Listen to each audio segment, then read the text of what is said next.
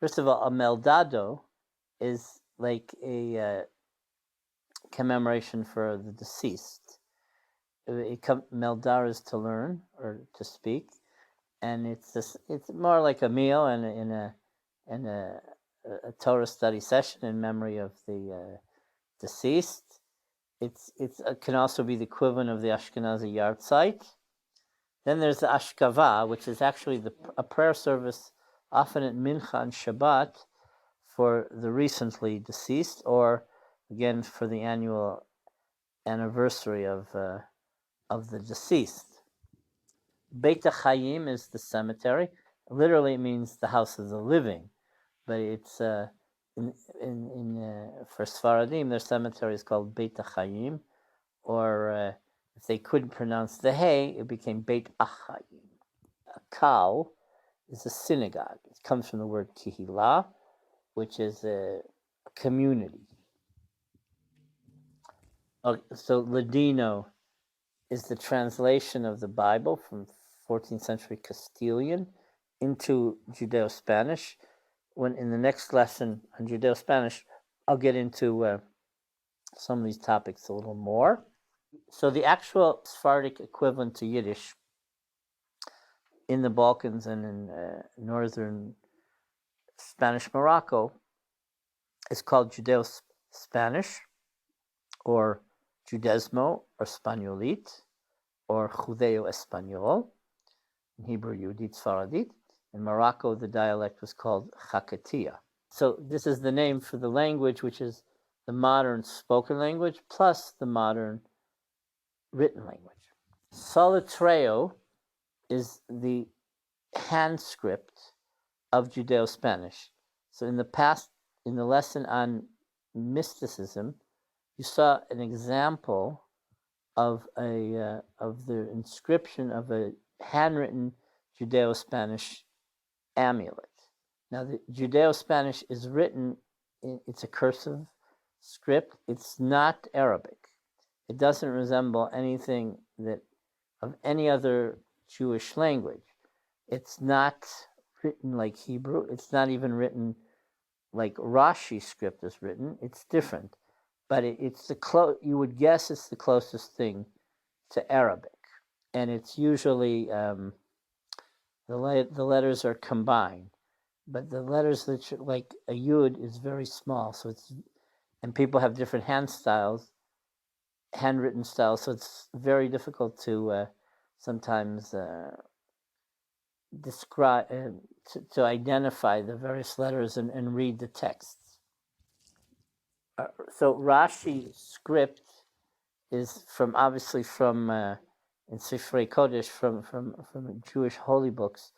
That's the typewritten Hebrew script, and you notice sometimes letters are like unfilled or something.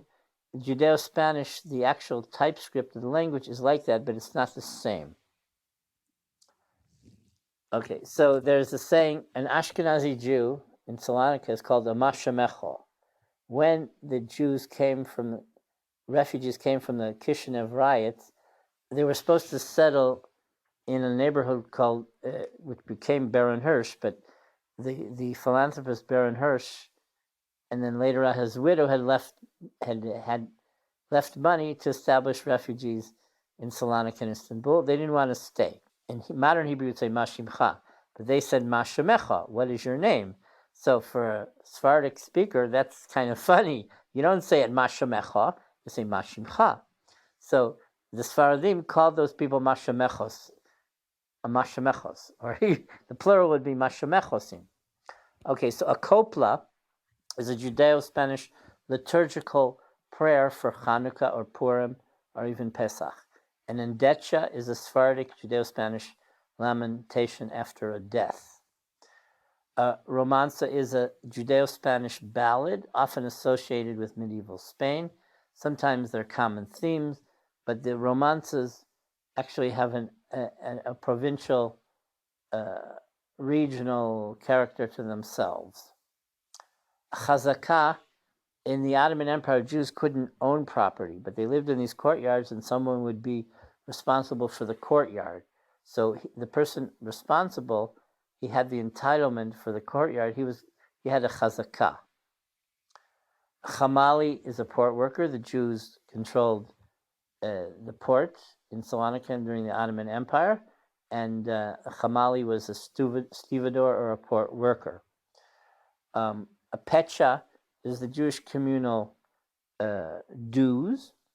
A Gabel was the internal Jewish tax on meat, wine, and cheese, and it was used to fund communal affairs, schools, etc., etc. You went to the market, you went to a Jewish vendor, and you bought cheese. So there's a tax on the cheese, and that money went to the Jewish community. A nedunya is a dowry. It's the Hebrew word, so the Sephardim use that also. In Greek, it's called a prika. And then the mother-in-law was the suegra. Refrana, or refrano, or refranes, those are Judeo-Spanish proverbs or sayings. A novella is a short story. A desayuno is a meal, or specifically a term for breakfast. Huevos y jamonados. Sephardic Jews eat for Shabbat lunch or immediately at Kiddush after Musaf on Shabbat morning. So that consists of cracked, dark, hard-boiled eggs and beans. Chamin is a Sephardic cholent. In Greek, it was also called fasulia because that's the word for beans. But so the Shabbat dish wasn't primarily meat, but more beans.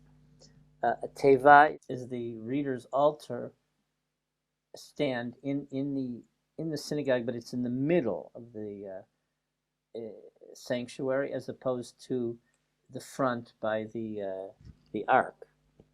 A kinotita is a Jewish community. It's a Greek word. The idea of an hermanidad is a Sephardic brotherhood. That was a common term and given to Sephardic organizations. Nona is a grandmother. A papu is a grandfather. And the papu also is a Greek term, not just Judeo-Spanish. Jucha was like the village idiot, or the Sephardic equivalent of Chelm. So Jucha is a person, and he's also getting into trouble, and he's illogical, and many Sephardic stories are on Jucha. There's a woman named Matilda Cohen Serrano. She's still living. For many years, she's written about Jucha, written many books in Judeo-Spanish. They've been translated even to English, French, Hebrew, and so you can look for Matilda Cohen Serrano's books on Jucha.